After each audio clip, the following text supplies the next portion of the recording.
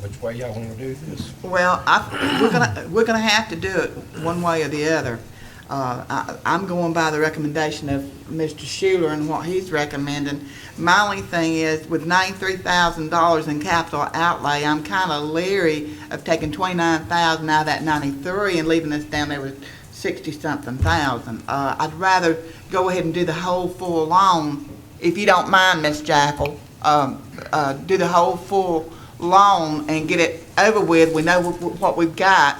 But I want to emphasize that whatever monies we get reimbursed from the state goes toward these loans, this loan that we're going to be doing. And call if there's any more discussion, Mr. Matthew, and then I'll. Okay, I'm gonna make a motion to do that, and then Mr. Watson is seconding my motion, because we've got to do it. We don't want it to happen, we don't want to repeat, God forbid, we don't want to repeat of 2000. And, then all that came in. The state had the money after 2000. I mean, they gave it willingly to us.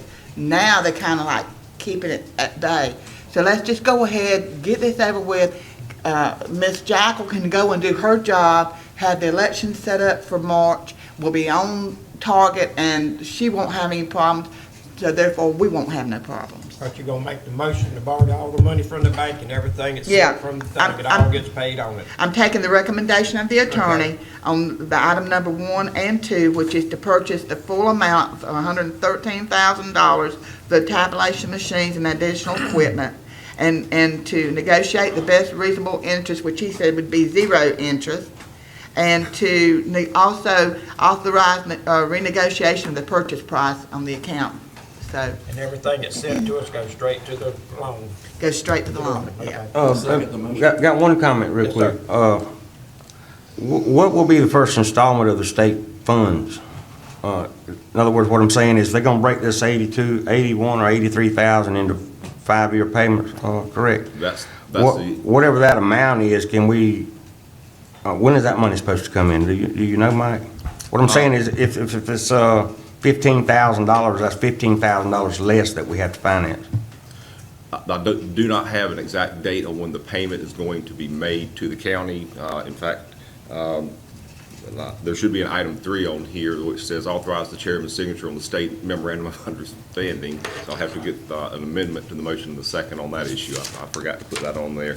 But as soon as we sign the memorandum of understanding, my understanding is they're going to receive the signed agreement and then send us the money, but I don't have a date. Just don't know what that date is. No.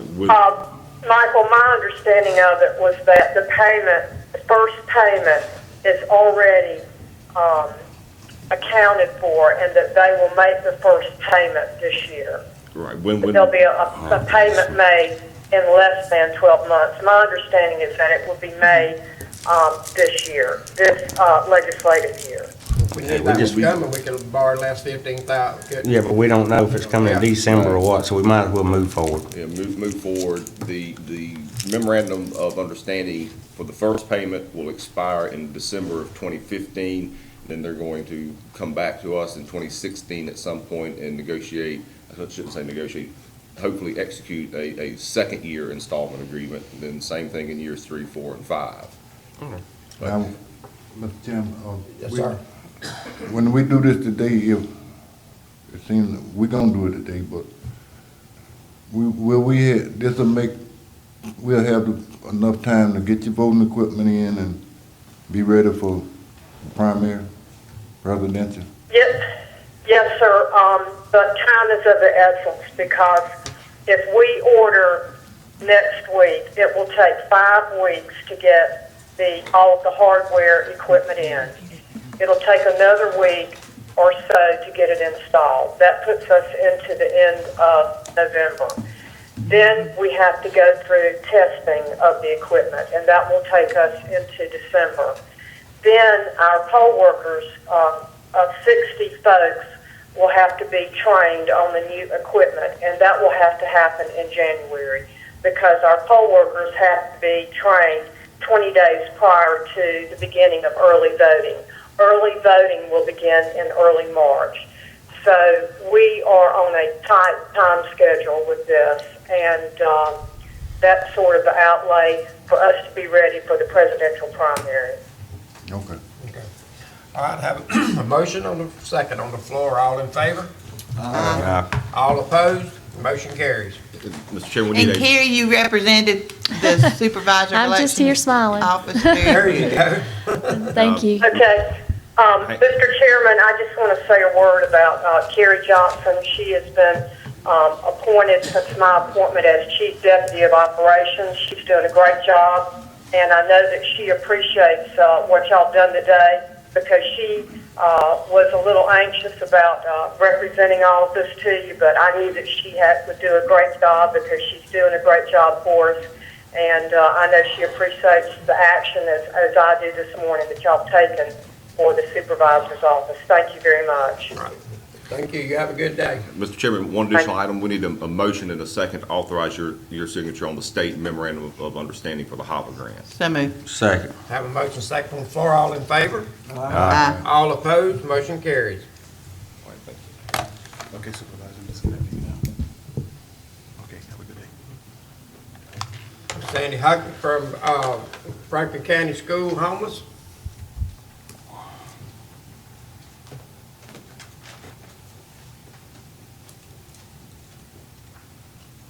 Good morning, Commissioners. Good morning.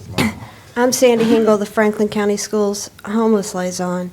And if you recall, a little while back, I was asked to be the alternate of the representative to the Big Bend Homeless Coalition, representing the county. And in lieu of a commissioner right now being appointed as that board, and also they're revamping the way the board members are done through the Big Bend Homeless Coalition, so it's not quite time for somebody to be appointed as a board member at this time, but I would like to represent the county at these meetings since I attend and am part of the Big Bend Homeless Coalition, so that we have a representative in Franklin County. We did the first count of the homeless last January that are on the streets. They do it every year, and this year I'd like to get it started very early. We had a problem last year that we only threw it together in a few days. So we would like to have people representing each district at the count this year and have different places set up through the county. So I would like to get the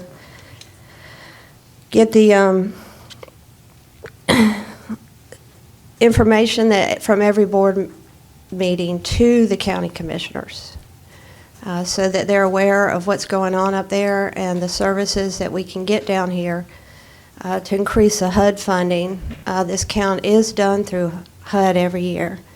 So if you would, it's a pleasure of the board. What was the count last year? I'm not sure I can get you that information. It's on the website for the Big Bend Homeless Coalition, and I can print out the information and get it to you. I can tell you right now we have over 200 homeless students in the school. Yeah, that's the important number for us, is what, how they consider homelessness is an expanded definition now. They look at children who don't have a distinct and definitive place to spend the night as being also being homeless, and that's a big impact on how we see our numbers down here. We don't have, as I went to some of the meetings, we don't have what is normally considered the homeless population, of people sleeping on, air conditioning crates or heating vents on sidewalks. We don't have that problem with homelessness, but we do have other versions of homelessness down here. Yeah, the count is done only for people who are living out in the streets. We did find quite a few. They do count the doubled up housing. They do count the kids that are not living with their parents or with people who don't have legal custody, but it's not included as part of HUD. It doesn't count for that. If the board remembers, Ms. Jackal was the appointee, and then she kind of handed it off to me. The problem is, though, we were doing a lot of conference calls from here, but now they require you to go to Tallahassee for a lot more meetings than they do conference calls. So, going to Tallahassee every week or two, So I'm saying this to support Ms. Hengler, I guess is what I'm trying to tell you guys. I'll make a motion that we appoint. I'll second that motion. Have a motion and second on the floor. All in favor? Aye. All opposed? Motion carries. And Sandy, you do a good job. Thank you. I'm sorry, I've been People would be shocked. sick. My voice is kind of gone, but I will get you those reports every month and keep you apprised of what's going on and what we need when it comes down for the count. And I'll also get that report and email it Just to let me know ahead of Michael. time, and I'll put you on the agenda, you can present the report. Okay, and I'll do that today. I'll get it to you. All right, thank you. Thank you, Sandy. Ms. Leslie Cox?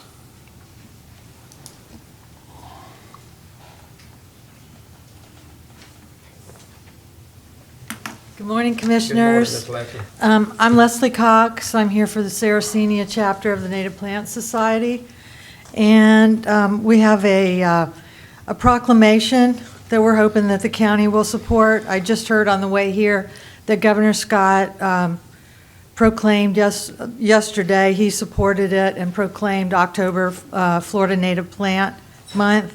So I believe that you've all had an opportunity to read the resolution proclaiming it, and we're just hoping that you see fit to support it. And Mark helped you write this, didn't he? I mean, helped you Yeah, with the information. he made some corrections in it. Yeah, that's what I was looking at, emails back Yeah. and forth. I said, Miss Yeah. Leslie, having to get some information. Mr. Attorney, Schuler, have you gotten a chance to read it? No, ma'am, it's the first time hearing of it. Do you have a? Yes. And you'll be joining more than half of the Florida counties that have already declared it October as Florida Native Plant Month. And hopefully you're enjoying our beautiful, bountiful wildflowers along the Big Bend Scenic Byway. Bumper crop this year. It's amazing, the color. It's just solid, both sides of the road. Yeah, Real quickly, Alan, kind of off the subject, but not really. What month is it? It's declared Breast Cancer Awareness Month. Is that this month? Maybe at the next meeting, Michael? Yes, sir. I guess I should be addressing you rather than Alan. But look at getting us a proclamation so that we can do that. do that too for the Breast Cancer Awareness Month. And we can do it at the next meeting, you know. And we have one coming up today for pancreatic. I think it's in your Okay. packet too. I know the NFL's doing breast cancer. Yeah, I think everybody is. I've read a lot of articles. They're doing big things in Panama think? City. I seen something happening in Mexico And I was Beach going the to other bring it up. day. That was one of my issues for later on. I'm sorry. I was just trying to give Mr. Schuler time to read over that resolution real quick. I do want to acknowledge that, though, because it's a very serious thing, both in We women have it and on men. our other agenda package. Yeah. Well, yeah. and a troubling sign that this year was my 51st birthday. I remember reading that when I got halfway through it. Mr. Morone did send it to me earlier this week, I think maybe Monday or Friday, but yes, it's fine. I've read it. It's perfectly, I would recommend adoption. Mr. Chairman, I make a motion that we accept the resolution for declaring October 6th. That's what you want us to do, declare Well, October 6th? it's the whole month, the Okay. whole month of Declaring October. the month of October as the Florida Native Plant Month in Franklin County. Thank you so much. Also, if I Do we could have a hand you second? this. I would just have a Wait. second, Ms. Watson. Have a motion and a second on the floor. All in favor? All opposed? Motion carries. If I can make a comment, Mr. Yes, Chairman. sir. On the plantation this Saturday in Yes. St. George Island, we're having a trip of Yes. identifying the different. I'm going to be one of parts. your guides. Good. I'll see you then. Thank you. Hope to see you there. Leslie, And I don't brought miss you the flowers. invitations to the Lantern Fest at the Crooked River Lighthouse, so we'd love to see you all there. And thank you so much, and if you could give me a signed copy, then I'll make sure I get it to the state I will, ma'am. organization. I'll contact you. Thank you. Yes, ma'am. We have a public hearing at 10. We're going to take a small break and come back. Well, you fake it better than I do. I haven't graduated from Allen's class. Board of County Commissioners now back in session. We have the public hearing. Then you're gonna have to correct that legal description. Fort Knox, zone lots 1, 2, block 2W, zone 1, 3GI, C2 to 3C4. Okay. You have a copy of the ordinance in front of you, and Alan probably could discuss more the actual Yeah, this is, and Mr. Atkins is here representing the property owner. This, in case of y'all are familiar with the island, these are two lots that are across the street from where the water tower is being built as we speak. So it's our two lots on the corner of Bay Shore and West Second Street, the only two lots in that area that are still C2. So the proposal is to take those two lots and go to C4, which will make it consistent with all the other lots in there. Over the time, in the years past, there's been some discussion about the erosion of the commercial district on St. George Island and the need to keep, some of the property straight C2, which is straight commercial. But in this case, these two lots, they're on a corner, and all the other lots across the street on either side of them is all C4 already. So keeping these two as C2, that means you got 50 feet of C2 completely surrounded by all C4. To me, it's a little bit of an inconsistency with what's going on in that area. So I would recommend, and P&Z recommended, going ahead and changing those two lots back to, or not back to, but to C4. C4, and Mr. Schuler would like to make two, but there are two corrections you'd like on the ordinance, sir. One is including Franklin County, Florida in the description, lower down in the description, and the other? But you already made one of the two. Okay. The other, it was technical changes to correct the legal description so it properly describes the property in a lawful fashion, that's all. And I said at the same, so when you make the motion, it would be with the corrections. So that other lot that's at the end of West Bay Shore Drive, that's C2, we're just gonna leave it C2? On The far end? on the far there by, yeah, actually there are four lots there. So you have a big enough of a parcel there, you have 100 feet of property there. Yeah. So theoretically, you could build a commercial building there. So whoever owns that is happy with C2, and we're gonna leave them alone. We can't change that, it has not been Four or five lots, yeah, that's advertised. five lots. The board can only take action on the two lots that have been advertised. Yeah. These 25-foot lots, Alan? Yes. And so on a corner lot, you're already being pinched because, a corner lot has a 20-foot setback.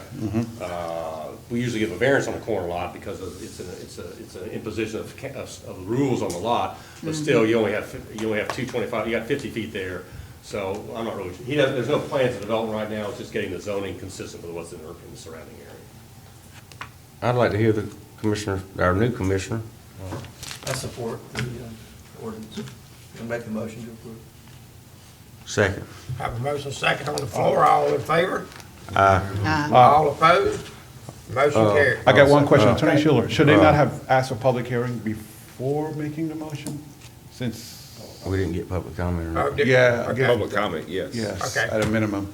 I just asked, we need to ask if the public has any comments. Public have any comments?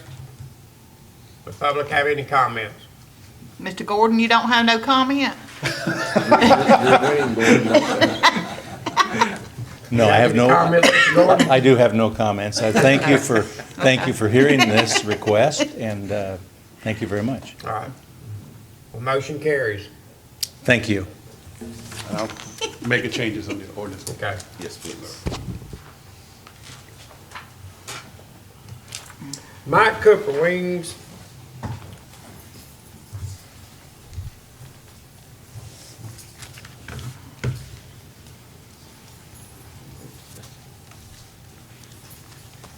Morning, Commissioners. Good to see everyone this morning. Everybody's congratulated Commissioner Watson, and rightfully so, but we are going to miss you on the hospital board. I want you to know that. What you have before you, your financials look a little bit different from the usual package. That's because they're produced using two systems this month. We had about 7 days on the new system and the previous 24 days on the old system. Therefore, put together what we could using the two systems, and it'll be more complete next time around. If you look at the balance sheet, first of all, we've got 11 days of cash on hand, and that's been pretty consistent throughout the last 2 or 3 months. Accounts receivable, 3.5 million this month versus 3.7 million last month. The new system being in operation for 8 days, it does appear that bills are getting in properly. And last time we reported on that was happening, and that some claims, in fact, had been paid, and that has happened. It's not all song and dance, it's not all going extremely smoothly, but that's to be expected with any new system, and we're working through the bugs on that. If you look down to the liabilities, the $150,000 healthcare trust fund payable is described as, that's been replenished after the production of these financials. So early in late September, we did put that money back into the healthcare trust fund. That was the money that was loaned to us, $300,000, in fact, back when we had our Medicare bad debt recoupment situation. So next month, that will be zero there. That money is back in the healthcare trust fund.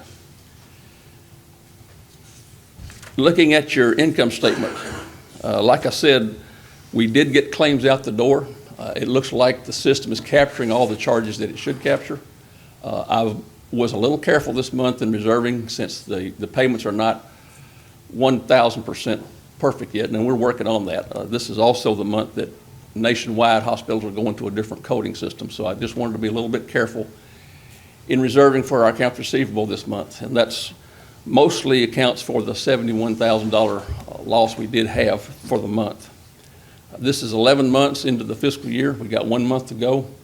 We're at $31,000 in the red right now. Another subsequent event I want to tell you about, the reason we chose to go this particular time with a new system so that we could meet our meaningful use from Medicare. And so there's another $240,000 that came in subsequent to this report that will be all profit for next month. And so that will greatly improve our performance for the year. Also, we have completed the severance agreement with CSS, so there's about a $40,000 pickup to our bottom line that we'll recognize next month also. So you see $31,000 loss through 11 months. There's at least $280,000 in two situations that will increase the profits next month, which is our last month. Due to the fact of putting things together out of two systems, we didn't have the resources this time to use separate EMS and clinic statements. I can, in fact, send those to you. I can email them to Michael, and he can get them to you, or I can email them to you directly, whatever your preference is on that. So those are finalized now. And that's my report. I know it's short. The new system is going to allow us, you see the report on the income statement, it's got this year versus last year, and year-to-date versus last year-to-date. The new system is going to allow us, without me doing a lot of manual work, to just let us compare those two time periods plus compare to the budget. In addition, we'll have the EMS and clinic reports for you also. So it's going to be a much more friendly package to look at when we get all the bugs worked out of it. This report was part of one system and part of another, so that's why it's a little different format than what you're used to. So in other words, you're saying it's gonna work out better with the new system? Yes, sir. I think we made a good decision.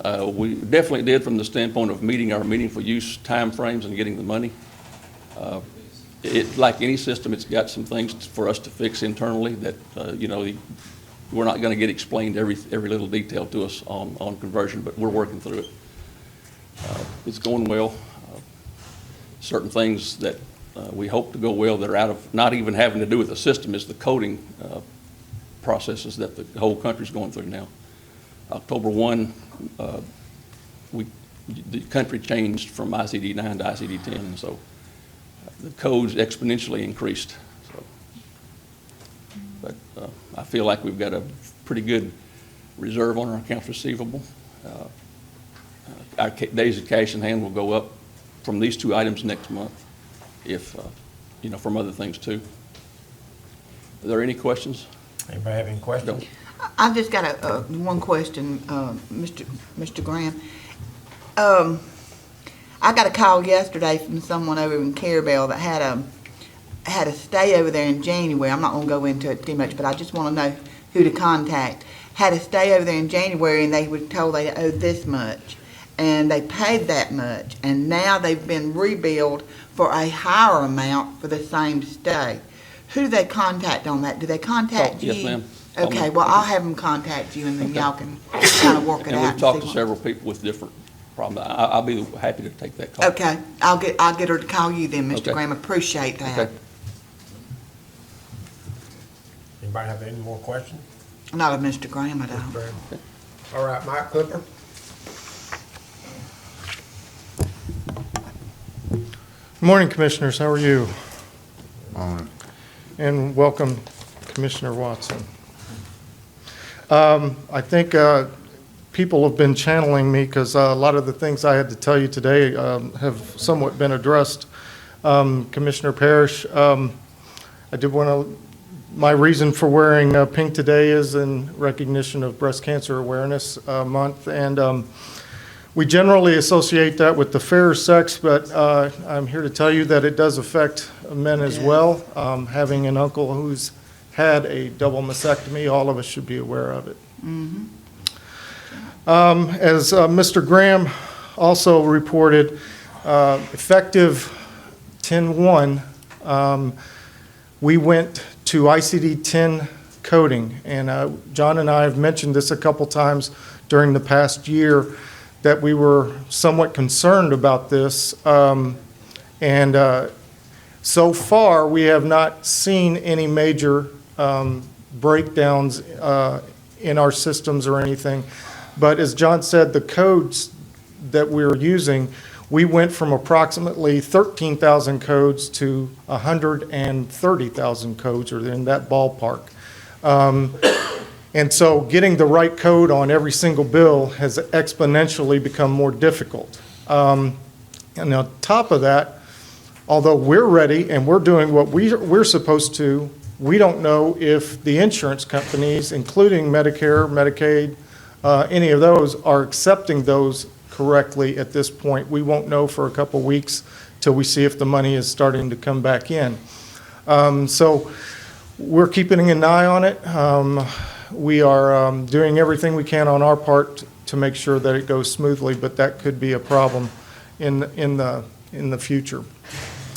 As John said, our system is up and running. I just got a message before I came up here that the interface between our ER system and our new system is working.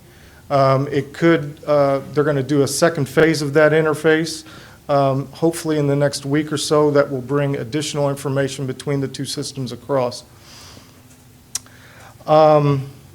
Also, as John mentioned, the last $150,000 that was used out of the Health Trust Fund was replaced earlier this month. So, physician recruitment, we have a physician in West, we have a physician in East, and we have another physician that is wanting to come in November. I think I reported this to you last month, but we will be making some decisions probably late November about which one we'll keep on a permanent basis, if not 2 or 3 of them. And then finally, what I would just let you know is the ambulance that we received through the state grant, we received notice last week that it was ready. So actually, we're sending somebody out today or tomorrow to pick that up. They have to fly to Houston and drive it back. So that ambulance will be in service the end of the week. And the other ambulance that you had approved purchase on has been ordered. It's in the rotation. It'll be here in the spring. Thank you, Mr. Cooper. Thank you All for right. that. And that's all of my report, and if there's anything I can answer, I'd be happy to do that. Anybody have any questions? I've got one question, Mr. Cooper, concerning the physicians. You know, when y'all come in your monthly visit to us and all, you say that you have an expectations of the physician seeing between 20 and 25 patients in a day's time. How many patients is a new physician in Carabel seeing? Well, we've got 2 of them rotating through Carabel. And I'm going to give you the benefit of the doubt a little bit because I know he only started September 1st. Yeah, we've got 2 rotating through Carabel right now. We have Dr. Nutt there he's there Thursday and Friday, and then I believe Dr. Greco is there the first part of the week. They are not seeing 20 patients a day at this point. Previously, Dana was seeing probably, I want to say 14 or 15, and and Dr. Charbonneau was seeing 13 in a day. And when Dr. Charbonneau left, Dana picked up the slack, and she was seeing approximately 19 to 20 patients a day. And with the new doctors coming in, Dana's still seeing 19 or 20 patients a day. So I think we're doing a better job. She's doing a much better job.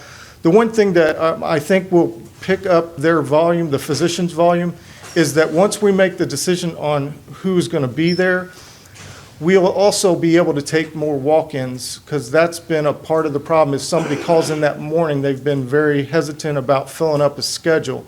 And so with not knowing who's going to be there on a permanent basis, they've not picked that up, but they will do that in very short time. Yeah, I saw by reading the minutes from the August 27th that Dr. Nutt was wanting to have, a permanent place in there, and you're putting him on a 4-month trial basis. He is to see on. how he performs. Dr. Nutt is, we've got him under contract until the end of the year to see how he does. Dr. Greco is on a 6-week contract to see how she does.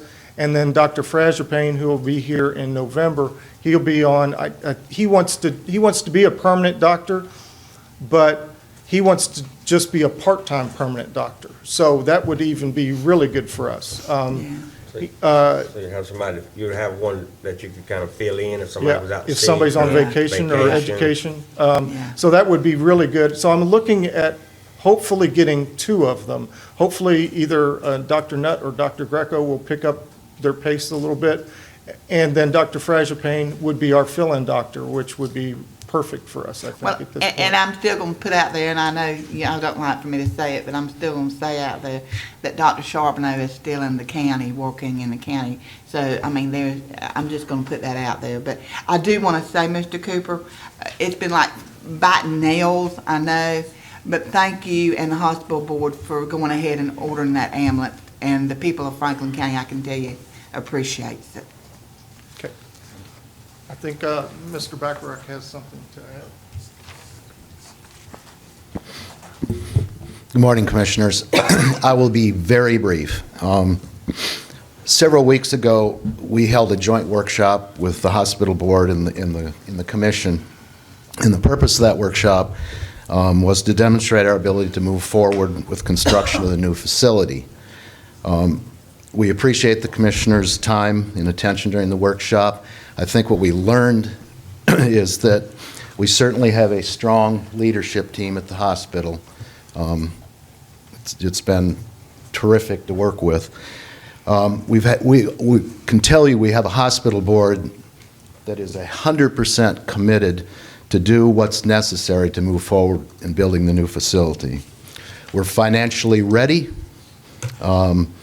There is not, nor will there be, a better time to begin moving forward in construction of the new facility. Every month we wait, it's another 0.5% increase in construction costs, maybe 1%. We're asking today for this team effort to begin, to please provide us with the commitment to move forward to build the new facility. We're ready to do it. And Rick, we're going to miss you. Thank you.